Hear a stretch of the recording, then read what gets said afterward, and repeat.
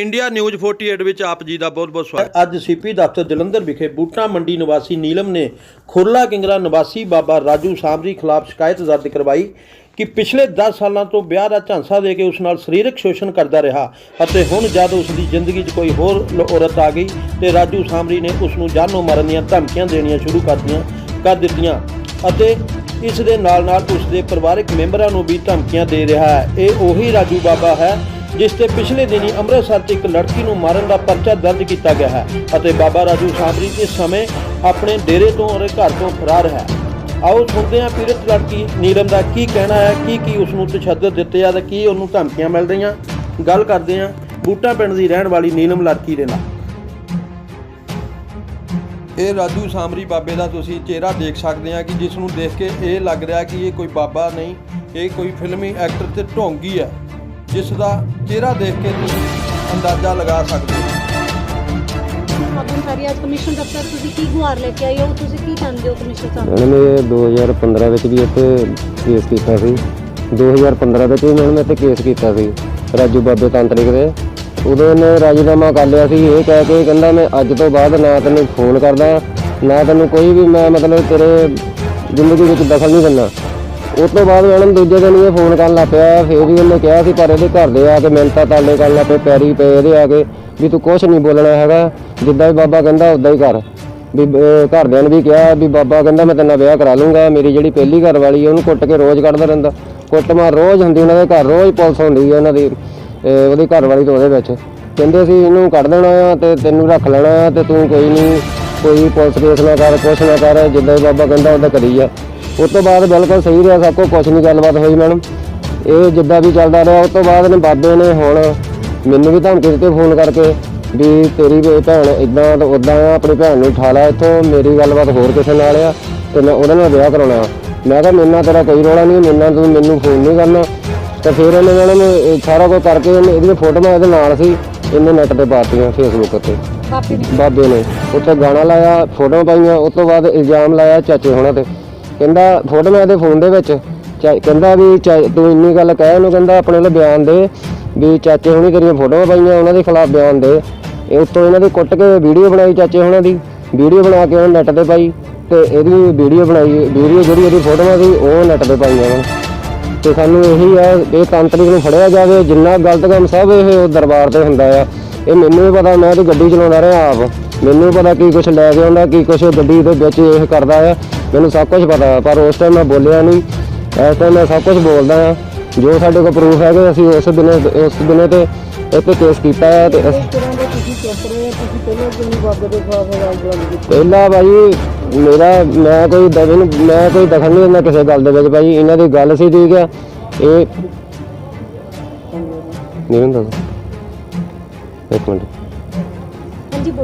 हाँ जी मेरी फैमिली नूं मैनूं जिद्दां इन्हें कहा सीगा कि मैं तेरे नाल मैरिज करांगा, इस बारे मेरी फैमिली नूं नहीं पता सी। इसी चोरी मैं मिलदी सी इहनूं, मेरी फैमिली नूं कुछ नहीं पता सी।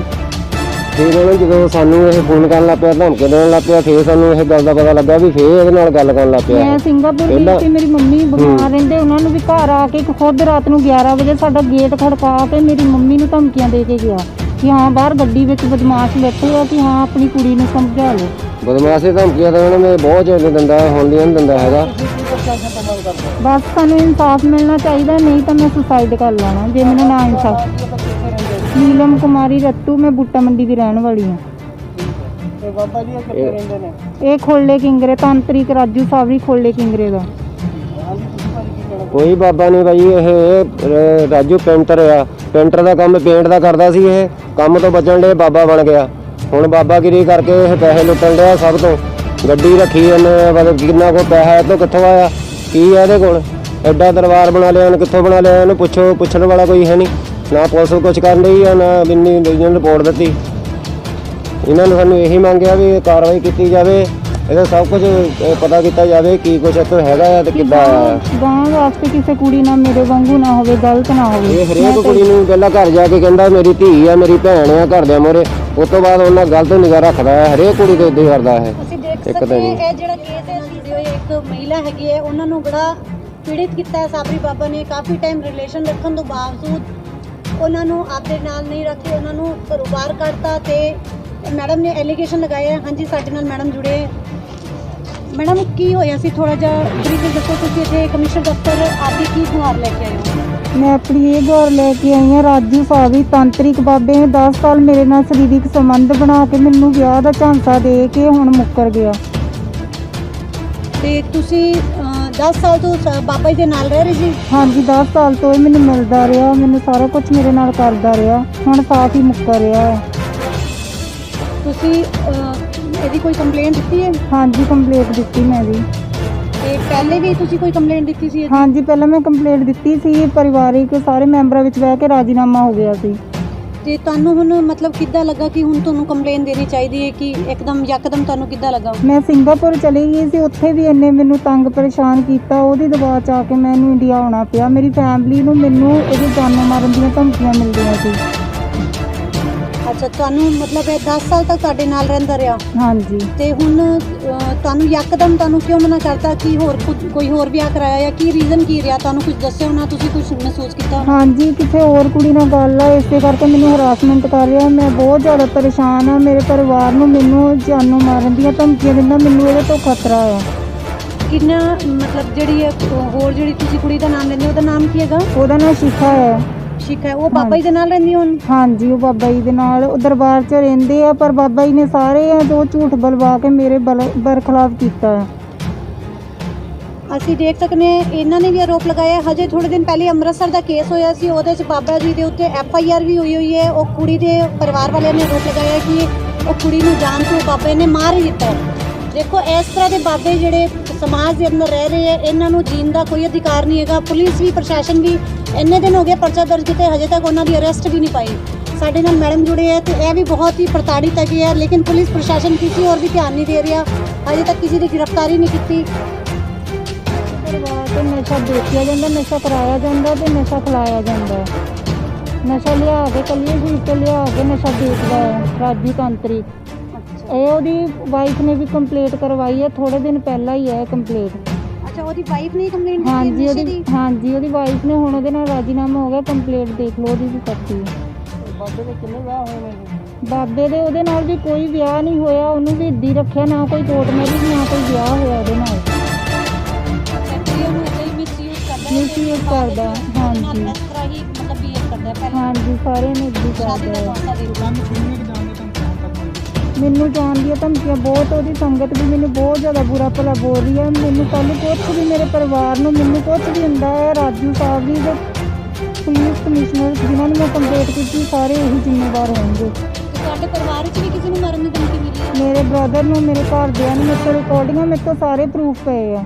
ਕੀ ਕਹਿੰਦੇ ਕੀ ਹੈ ਤੁਹਾਨੂੰ? ਮੈਨੂੰ ਇਹੀ ਕਹਿੰਦੇ ਆ ਬਸ ਕਿ ਤੂੰ ਚੁੱਪ ਬੈਠ ਜਾ। ਮੈਂ ਚੁੱਪ ਨਹੀਂ ਬੈਠਣਾ, ਨਾ ਮੈਂ ਕਿਸੇ ਤੋਂ ਹੁਣ ਡਰਨਾ। ਜੋ ਵੀ ਹੈਗਾ ਮੈਂ ਸੱਚ ਸਾਹਮਣੇ ਲਿਆ ਕੇ ਹੀ ਹਟਣਾ।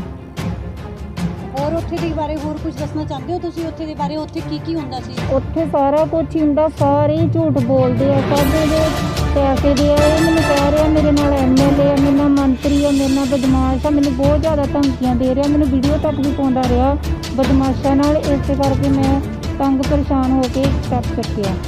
ਤੁਸੀਂ ਬਾਬਾ ਜੀ ਨਾਲ ਹੋਰ ਕਿਸ ਜਗ੍ਹਾ ਗਏ ਸੀ? ਹਾਂਜੀ, ਮੈਂ ਕੱਲੀਆਂ ਸ਼ਰੀਫ ਗਈ ਹਾਂ, ਪੀਰ ਨਗਾਹ ਗਈ ਹੈ ਬਾਬਾ ਜੀ ਦੇ, ਤੇ ਦਰਬਾਰ ਦੇ ਉੱਪਰ ਕਮਰਾ ਬਣਿਆ। ਜਿਹੜੇ ਸੰਗਤ ਕਹਿ ਰਹੀ ਹੈ ਨਾ 1 ਸਾਲ ਹੋਇਆ, ਮੇਰੇ ਤੋਂ ਪੂਰੇ ਪ੍ਰੂਫ ਆ ਕਿ ਕਮਰੇ ਵਿੱਚ ਮੈਂ ਰਹਿ ਕੇ 15-15 ਦਿਨ ਰਹਿ ਕੇ ਜਾਂਦੀ ਸੀ। ਬਾਬਾ ਜੀ ਉੱਥੇ ਕਿਸ ਤਰ੍ਹਾਂ ਦੇ ਕੇਸ ਹੁੰਦੇ ਸੀ? ਬਾਬਾ ਜੀ ਦੇ ਕੋਈ ਇੱਦਾਂ ਦਾ ਕੇਸ ਨਹੀਂ, ਬਸ ਉਹਨੂੰ ਪੈਸੇ ਨਾਲ ਆ, ਜਿਹੜਾ ਉਹਨੂੰ ਪੈਸੇ ਨਾਲ ਦੇ ਜਾਂਦਾ ਜ਼ਿਆਦਾ ਪੈਸਾ, ਉਹਦੇ ਨਾਲ ਹੀ ਉਹਨੂੰ ਹੈਗਾ ਆ। ਬਾਕੀ ਹੁਣ ਵੀ ਜਿਨ੍ਹਾਂ ਨੂੰ ਇਹ ਖੜੇ ਕਰਦਾ, ਉਹਨਾਂ ਨੂੰ ਪੈਸੇ ਦੇ ਕੇ ਖੜਾ ਕਰਦਾ ਪਿਆ। ਜੇ ਮੈਂ ਸੱਚੀ ਹਾਂ, ਮੈਂ ਇਕੱਲੀ ਬਹੁਤ ਹਾਂ, ਮੈਨੂੰ ਇਨਸਾਫ ਮਿਲਣਾ ਚਾਹੀਦਾ ਬਸ। ਜੇ ਮੈਂ ਕੱਲ੍ਹ ਹਾਂ ਮੈਂ ਇੰਨਾ ਡਿਪਰੈਸ਼ਨ 'ਚ ਆ, ਮੈਂ ਇੰਨੇ ਪੂਰੀ ਟੈਨਸ਼ਨ ਵਿੱਚ ਵੀ, ਕੱਲ੍ਹ ਨੂੰ ਕੁਛ ਵੀ ਹੁੰਦਾ ਹੈ ਬਾਕੀ ਸਾਰੇ ਜ਼ਿੰਮੇਵਾਰ ਹੋਣਗੇ। ਸਿੰਗਾਪੁਰ ਤੋਂ ਵਾਪਸ ਕਿਉਂ ਆਏ? ਮੈਂ ਸਿੰਗਾਪੁਰ ਤੋਂ ਇੱਥੇ ਇੰਨੇ ਮੈਨੂੰ ਬੁਲਾਇਆ, ਧਮਕੀਆਂ ਦੇ ਕੇ ਪਰੇਸ਼ਾਨ ਕਰਕੇ ਮੈਂ ਬਹੁਤ ਜ਼ਿਆਦਾ ਡਿਪਰੈਸ਼ਨ ਵਿੱਚ ਆ। ਨਾ ਨੀਂਦ ਆਉਂਦੀ ਹੈ, ਨਾ ਮੇਰੇ ਤੋਂ ਖਾ ਹੁੰਦਾ, ਮੈਂ ਬਹੁਤ ਜ਼ਿਆਦਾ ਤੰਗ ਪਰੇਸ਼ਾਨ ਆ। ਹਾਂਜੀ ਮੈਮ, ਇਹ ਜਿਹੜਾ ਕੇਸ ਹੈਗਾ ਨੀਲਮ ਕੁਮਾਰੀ ਦਾ, ਤੇ ਬਾਬਾ ਜਿਹੜਾ ਤੁਹਾਡੇ ਕੋਲ ਆਇਆ, ਪਲੀਜ਼ ਇਹਦੇ ਬਾਰੇ ਦੱਸੋ। ਇਹ ਕਦੋਂ ਦੀ ਸ਼ਿਕਾਇਤ ਤੁਹਾਡੇ ਕੋਲ ਹੈਗੀ ਤੇ ਇਸ 'ਤੇ ਕਿਉਂ ਨਹੀਂ ਸੁਣਵਾਈ ਹੋ ਰਹੀ? ਕੀ ਕਹਿਣਾ ਚਾਹੁੰਦੇ ਤੁਸੀਂ ਇਸ ਮਾਮਲੇ? ਇਹ ਸਾਡੀ ਨੌਲੇਜ ਨਹੀਂ ਹੈਗੀ ਹੈਗਾ। ਸਾਡੇ ਕੋਲ ਕੰਪਲੇਂਟ ਹੁਣ ਆਈ ਹੈ, ਇਸ ਤੇ ਬੁਲਾਵਾਂਗੇ ਦੋਨਾਂ ਪਾਰਟੀਆਂ ਨੂੰ, ਦੇਖਾਂਗੇ, ਕੋਸ਼ਿਸ਼ ਕਰਾਂਗੇ ਜਲਦ ਤੋਂ ਜਲਦ ਹੋਵੇ। ਹੀਰਾ ਜਵੈਲਰ। ਬਸਤੀ ਗੁਜਾਂ ਬਬਰੀਕ ਚੌਂਕ ਦੇ ਨੇੜੇ ਤੁਸੀਂ ਦੀਵਾਲੀ ਤੇ ਆਪਣੇ ਮਨਪਸੰਦ ਦੇ ਗਹਿਣੇ ਬਣਾ ਕੇ 100% ਰਿਟਰਨ ਫਾਇਦਾ ਉਠਾ ਸਕਦੇ ਹੋ। ਜਲੰਧਰ ਦੇ ਵਿੱਚ ਬਬਰੀਕ ਚੌਂਕ ਦੇ ਨੇੜੇ ਹੀਰਾ ਜਵਾਹਰ